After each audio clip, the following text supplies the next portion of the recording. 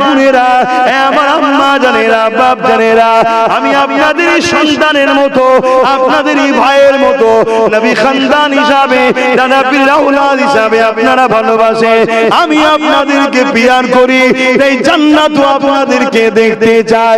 এই জন্য বলছি, শুনে রেখে দেয়, নবী পাক জানিয়ে দিলে ওই বান্দা বান্দিকে আল্লাহ এত ভালোবেসে না, ওর গুনাহ শুধু মাফ করে তা নয়, কিছু কিছু রাতে আছে আল্লাহ পাক গুনাহকে নেকিতে পরিণত করে দেয়।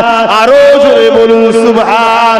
সাহাবা হুজুররা বললে, ইয়া রাসূলুল্লাহ, হাবিবাল্লাহ, যদি আবার অন্যায় করে ফেলে, আল্লাহ নবী জানিয়ে দিলে আবার যদি ক্ষমা চায়, আবার যদি মাথা নত করে বলে আস্তাগফিরুল্লাহ, আল্লাহ আমি ভুল করে ফেলেছি, আল্লাহ আমি ক্ষমা করে ফেলেছি, আমার আল্লাহ তো দয়ালু, আবার মাফ করে দেয়। সাহাবারা বলেন, হুজুর আবার যদি ভুল করে, আল্লাহ নবী বললেন আবার মাফ করে দেয়। হুজুর কতবার মাফ করবে? আল্লাহ নবী বললেন, শোনো গো বাবা সাহাবারা, আমার আল্লাহ এত দয়ালু, বান্দা গুনাহ করতে ভালোবাসে, আমার আল্লাহ পাক মাফ করতে ভালোবাসে। ওরে আমার উম্মত উম্মতিরা, শুনে রেখে দাও, রাসূল বলছে, ওরে আমার উম্মত উম্মতিরা, তোরা যতবার ভুল করবি আর তওবা করবি, আমার আল্লাহ পাক তিনি ততবারই মাফ ক্ষমা করে দেবে।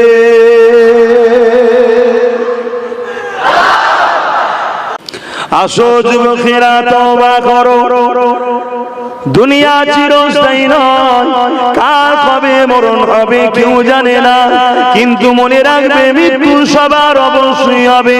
কুল্লু নাফসিন যায়িকাতুল মউত, প্রতিটা নাফসকে মৃত্যু স্বাদ চাখতে হবে। এ যুবকেরা, তরুণীরা, বাপেরা, কবরটা কিরকম হবে? তুমি যদি দুনিয়া জমিনে আল্লাহকে রাজি করে যেতে পারো, নবী পাকের তরিকা সুন্নাহ অনুযায়ী জীবন গড়তে পারো, ন্যায়ের পক্ষে অন্যায়ের বিরুদ্ধে থাকতে পারো, তাহলে কবরটা তোমার জন্য বেহেশতের একটা বাগিচা বানিয়ে দেবে। আর যদি তুমি দুনিয়া জমিনে আল্লাহ নাফরমানি করে, নবী পাকের সুন্নাহ ছেড়ে দিয়ে দুনিয়ার লোভ লালসায় অন্যায় অত্যাচার করে বেড়াও, আল্লাহ দ্বীন থেকে মুখ ফিরিয়ে নিয়ে বিজাতিদের অনুসরণ করো, ইসলাম বিদ্বেষীদের কালচার মেনে চলো, অন্য জাতিদের অনুসরণ করে চলো, মনে রাখবে কবরের জমিনে তোমাকে মুসলমান হিসাবে হয়তো জানাজাটা দেওয়া হবে। মিনহা খালাকনাকুম ওয়া বিহা নুঈদুকুম ওয়া মিনহা নুখরিজুকুম তারাতান উখরা বলে মাটি দেওয়া হবে, কিন্তু মনে রাখবে ওই কবরের জমিনটাকে আল্লাহ জাহান্নামের একটা টুকরা করে দেবে, যেখানে 99টা সাপ দেওয়া হবে, একটা সাপের দুটো করে মুখ থাকবে। ওই সাপ যদি দুনিয়ায় নিঃশ্বাস ফেলে, এই জমিনে আর কাজ বাজাবে না। এ যুবকেরা, আমি আমার বাপ দাদুর কথা শোনাচ্ছি না, আমি কালামুল্লাহ আল্লাহর কথা শোনাচ্ছি, আমি রাসূলুল্লাহর কথা শোনাচ্ছি। বিশ্বাস যে করে সেই তো ঈমানদার, যে বিশ্বাস করে না সে তো বেঈমান। এ যুবকেরা, তরুণীরা, বাপেরা, এরপরে হলো ময়দানে মাশর। ওই ময়দানে মাশরে আল্লাহ জিজ্ঞাসা করবে, ওরে আমার বান্দা বান্দি রে, তোরা আমার জমিনে আমাকে সিজদা করেছিলিস কি বল? সবাই বলবে করেছিলাম। যারা সিজদা করেছে তারাও বলবে, যারা করেনি তারাও বলবে, কেননা দুনিয়ায় মিথ্যা বলে বলে বলে এত বাস খারাপ হয়ে গেছে। আল্লাহ পাকের কুদরতি ময়দানে মাশরে গিয়ে মিথ্যা কথা বলবে। ওই জায়গায় আল্লাহ পাক বলবে, তোমরা কেমন ভাবে সিজদা করেছিলে আমাকে একটুখানি দেখাও। ওই সময় যারা দুনিয়ায় সত্যিকারের সিজদা করেছিল, সঙ্গে সঙ্গে তারা আল্লাহু আকবার বলে জমিনে ময়দানে মাশরে সিজদায় পড়ে যাবে। কিন্তু এই জমিনে যারা সিজদা করেনি তারা চেষ্টা করবে, কিন্তু মাথা নত করতে পারবে না।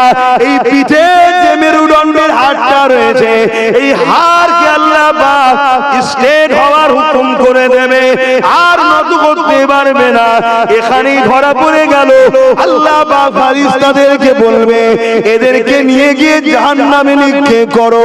জাহান্নাম শুনতে বড় ছোট কথা, কিন্তু মনে রাখবে জাহান্নামীরা পিপাসা যখন পাবে, তাদেরকে যে পানটা করানো হবে, জাহান্নামীদেরই শরীরে পচা দুর্গন্ধময়, শরীরেরই পচা রক্ত গন্ধ এমন করে পচগুনো টগবগ করে ফুটবে। ওইটাই জাহান্নামের গিলাসে দেওয়া হবে। যেখান থেকে পান করবে সঙ্গে সঙ্গে গলে গলে চলে যাবে, আবার অটোমেটিক গজাবে, আবার পান করবে, আবার অটোমেটিক গজাবে। দুনিয়ায় মৃত্যু আছে, জাহান্নামে কিন্তু মৃত্যু নাই। মনে রাখো যুবক, পরিবর্তন হও, আখিরাতটা বড় কঠিন হবে। এবং দুনিয়া জমিনে যতদিন থাকবে আল্লাহ তোমাকে গোলাম বানিয়ে রাখবে, মালিকানা কখনো তোমরা পাবে না। কিন্তু যারা দুনিয়া জমিনে সংখ্যা কম ছিল, আল্লাহর পক্ষে নবীর পক্ষে ছিল, আল্লাহ পাক তাদেরকে দুনিয়া জমিনে গোলাম বানাইনে আল্লাহ তাদেরকে পৃথিবীর বুকে মালিকানা দিয়েছিল। অবশ্যই যারা জুলুম করে তারা সন্ত্রাস, অবশ্যই যারা জুলুম করে তারা মানবতার বিরুদ্ধে, অবশ্যই তাদের শাস্তি পাওনা রয়েছে। কিন্তু এরকম ঘটনাটা কেন ঘটতেছে, এটা আমাদের কোনো একটুখানি নিজের দিকে একটু ভাবা দরকার।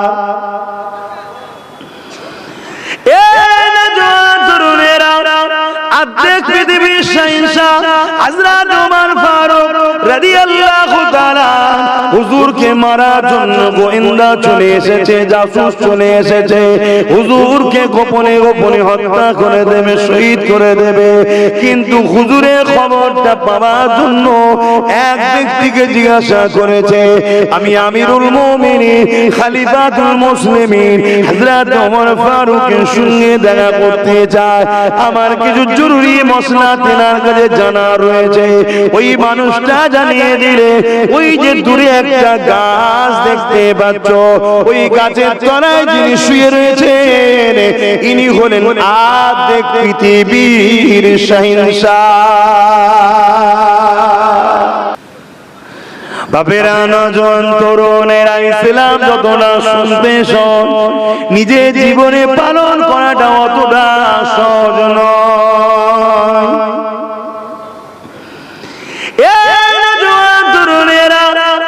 ইসলাম কুনতুম খায়রা উম্মাতিন উখরিজাত লিন-নাসি তা'মুরুনা বিল মারুফ ওয়া তানহাউনা আনিল মুনকার। আল্লাহ আমাদেরকে খায়র উম্মত করেছে, আমাদেরকে দুটো কাজ আল্লাহ দিয়েছে। অন্যায়কে মিটাতে হবে, ন্যায়কে প্রতিষ্ঠিত করতে হবে, তবেই তুমি আমি জান্নাত পাবো। নচেত তোমার আমার জন্য জান্নাত নাই। কোন কোম্পানি যদি আপনি কাজ করে, কেউ আপনাকে কিছু কাজ দিয়েছে, সেই কাজটা করে দিলেই তো তবে আপনি তার পরিশ্রমটা পাবেন। ওই কোম্পানিতে ডিউটি করলে তবেই তো আপনাকে পরিশ্রম দেবে বা আপনাকে কোম্পানিতে রাখবে। যদি কাজ না করেন সে তো আপনাকে বার করে দেবে বা আপনাকে পরিশ্রম দেবে না।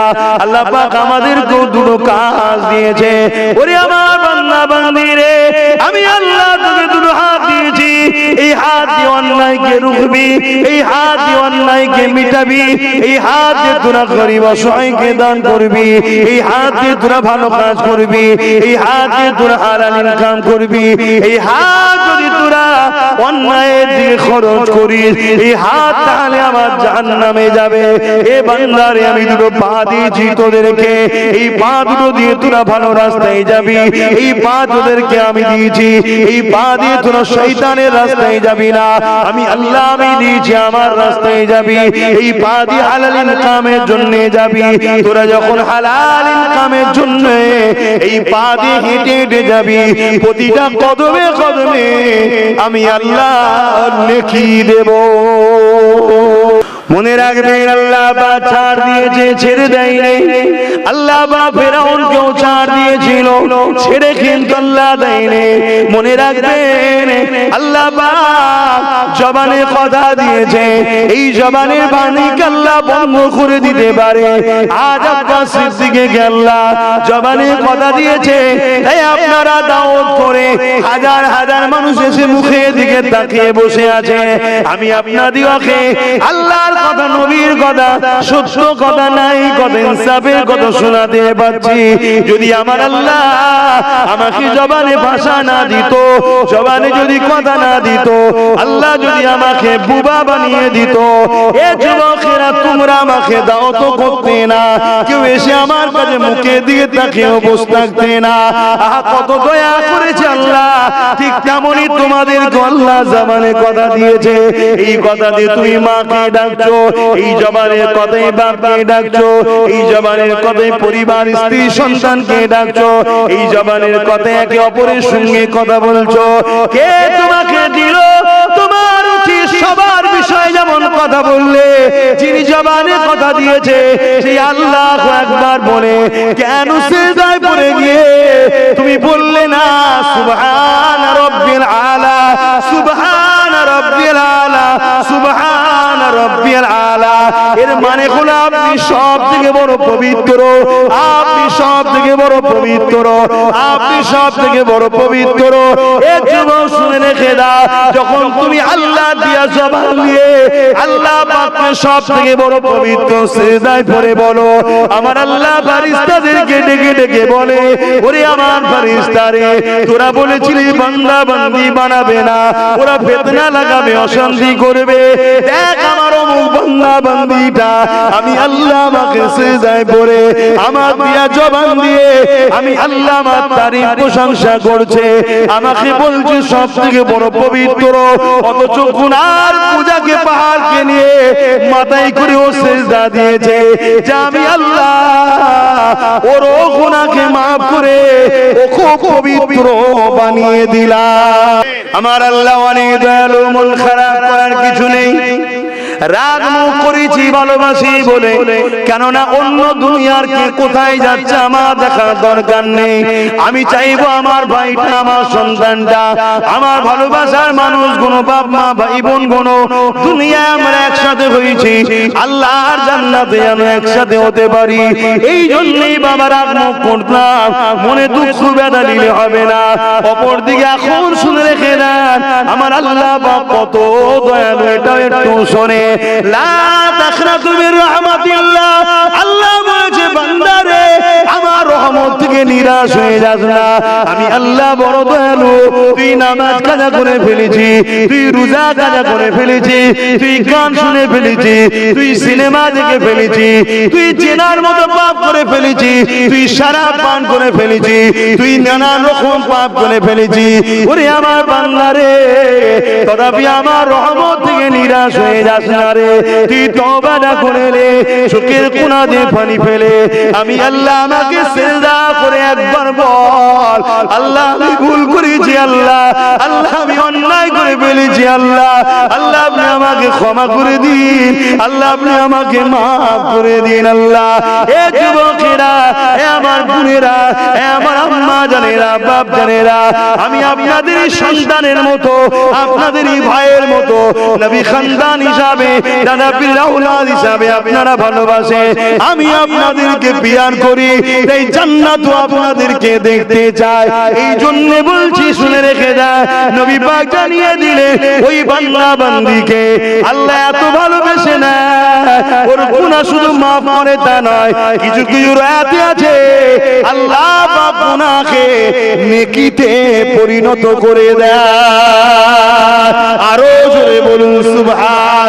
সাহাবা হুজুররা বললে ইয়া রাসূলুল্লাহ, হাবিবাল্লাহ, যদি আবার অন্যায় করে ফেলে আল্লাহ নবী জানিয়ে দিলে, আবার যদি ক্ষমা চায়, আবার যদি মাথা নত করে বলে আস্তাগফিরুল্লাহ, আল্লাহ আমি ভুল করে ফেলেছি, আল্লাহ আমি ক্ষমা করে ফেলেছি, আমার আল্লাহ তো দয়ালু, আবার maaf করে দেয়। সাহাবারা বলেন হুজুর আবার যদি ভুল করে আল্লাহ নবী বললেন আবার মাফ করে দেয়।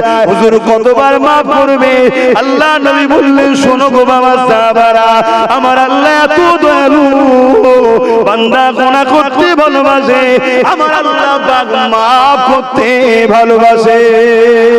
ওরে আমার উম্মত উম্মতিরা শুনে রেখে দাও, রাসূল বলছে ওরে আমার উম্মত উম্মতিরা তোরা যতবার ভুল করবি আর তওবা করবি আমার আল্লাহ পাক তিনি ততবারই মাফ ক্ষমা করে দেবে।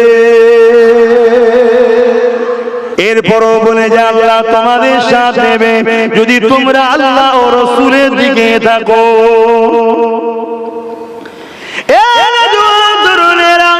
গুনাহ যদি হয়ে যায় বাবেরা মায়েরা তওবা করতে ভুলবেন না। মানুষ মাত্র পাপ হয়ে যেতে পারে, সঙ্গে সঙ্গে তওবা করে নেন, আল্লাহ পাকের কাছে ক্ষমা চেয়ে নেন। এই বিষয়ে একটা কথা বলি শুনুন। হযরত মূসা আলাইহিস সালামের একটা উম্মত ছিল, যুবক উম্মত। সেই উম্মতকে আল্লাহ অর্থ দিয়েছিল, সেই উম্মতকে আল্লাহ ক্ষমতা দিয়েছিল, সেই উম্মতকে আল্লাহ পাওয়ার দিয়েছিল, সেই উম্মতকে আল্লাহ রাজ ক্ষমতা দিয়েছিল। সে কি করত? প্রতিদিন এই অর্থের গরমে, রাজ ক্ষমতার গরমে এমন করে শরাব পান করে বেড়াতো এবং প্রতিদিন তার চরিত্র খারাপ ছিল। বাজার থেকে নারীদেরকে খরিদ করে নিয়ে আসতো। এই জীবনেরা তনেরা এইরকম একটা দিনেতে একটা যুবককে ওই এমন করে বাজার থেকে একটা নারীকে খরিদ করে নিয়ে এসেছে এবং শরাব পান করে এসেছে। যখন ওই নারীর খাস কামরাতে যেতে লেগেছে, ওই নারী তখন কাঁদতে লেগেছে, ওই নারী তখন কাঁদতে লেগেছে, ওই নারীর শরীরটা থরথর করে কাঁপতে লেগেছে। এই যুবকটা বলতে লেগেছে কি ব্যাপার, আপনি কেন কাঁদছেন আর কাঁপছেন? ওই নারীটা তখন বলতে লাগলো আমার আল্লাহ পাকের ভয় হয়েছে, আমার আল্লাহকে তো কোনো জিনিস লুকানো যায় না, আমার আল্লাহ পাক তো দেখতে লেগেছে, আমার বড় ভয় হতে লেগেছে, এই জন্য আমি কাঁদতে লেগেছি। তখন ওই যুবকটা বলতে লাগলো তুমি তো স্বইচ্ছায় 60 দিরহাম টাকা নিয়েছো। 60 দিরহাম টাকা মানে আজকে দিনে 15 থেকে 20 লক্ষ টাকা। তুমি তো নিজের ইচ্ছায় টাকা নিয়েছো, আজকে এরকম করছো কেন? তখন ওই মহিলা বলছে দেখো আমি খুবই গরিব, আমি খুব নাচারে পড়ে, আমার বাড়িতে বিমার আছে, নাচারে পড়ে কোনো মানুষ যখন সাহায্য করে না বাধ্য হয়ে আমি এইদিকে এসেছি। শুনছেন না? শুনেন। এই সমাজে এরকমও নাচারে হাজারো গরিব আছে। এর জবাব কি আমাদেরকে আল্লাহ নেবে না? নেবে না। কথা বলো। আপনি ভাববেন তো কেউ পাপ করলে তার থেকে নেবেন না, না না না না, এটা প্রতিবেশীর হক। প্রকৃত যাকাত যদি প্রকৃত গরিব পেত তাহলে সমাজে গরিব থাকতো না। যাকাত এখন ব্যবসা হচ্ছে, শুনছেন তো নাকি? হ্যাঁ, এই জন্য আজকে সমাজে এটা হচ্ছে। তো যাক, ওই যুবক তখন এই গরিব মেয়ের ভয় দেখে সে অবাক হয়ে গেল। আরে এর থেকে তো বেশি আমার উচিত আল্লাহকে ভয় করা, আল্লাহকে বেশি ভালোবাসা, কারণ আল্লাহ আমাকে সব দিয়েছে, আমি আল্লাহ ভোলা, আর একে আল্লাহ কিচ্ছু দেয় রে, তথাপিও আল্লাহকে ভালোবাসে। যুবকটা তখন ওই মহিলাকে বোন হিসাবে সম্বোধন করে বলল তোমাকে আমি সাক্ষী রেখে তওবা করছি, আজ থেকে আর কোনো বুড়াই করব না। জোরে বলুন সুবহানাল্লাহ। মহিলাকে ছেড়ে দিল, ওই টাকাও ফেরত নিল না, সেই বোন ঘরে চলে গেল। ওই রাত্রিরে যুবকটা কাঁদতে শুরু করলো যে আল্লাহ তুমি আমাকে কত সম্মান দিয়েছো, অর্থ দিয়েছো, ক্ষমতা দিয়েছো, আর আমি তোমায় ভুলেছিলাম। আর সেই গরিব তোমার বান্দিটা, তাকে কিচ্ছু দিওনি, এত গরিব, সে তোমায় ভয় করে, তোমার জন্য সে কোনোদিন খারাপ কাজে যায়নি, আর আমি তোমায় ভুলে আছি, তুমি কি আমায় মাফ করবে? এই ভাবতে ভাবতে কাঁদতে কাঁদতে কাঁদতে গভীর রাত্রিরে ছেলেটা ইন্তেকাল করে। ইন্না লিল্লাহি ওয়া ইন্না ইলাইহি রাজিউন। এলাকার সবাই জানতো এই বাড়িতে ছেলেটা খারাপ, কিন্তু পরের দিন সকাল যখন হয়েছে, যত লোক গ্রামের বেরোচ্ছে দেখছে ওই বাড়িতে লেখা আছে যে এই যুবক তওবাকারী, সে রাত্রিরে তওবা করেছে, আল্লাহ তওবাকারীকে বড় পছন্দ করে, এর গুনাহ আল্লাহ মাফ করেছে, এর জানাজায় যারা হাজির হবে আল্লাহ তাদেরকেও মাফ করবে। জোরে বলুন সুবহানাল্লাহ। কেন এই কথা আল্লাহ বলেছে? কারণ ওকে সবাই ঘৃণা করে। তাহলে চিন্তা করো যুবক, তুমি আমি যদি তওবা করি আল্লাহ মাফ করবে না? তাই খবরদার ভুল করুনি আমার ভাইরা, নামাজের দিকে আমাদেরকে যেতে হবে। তার আগে একটু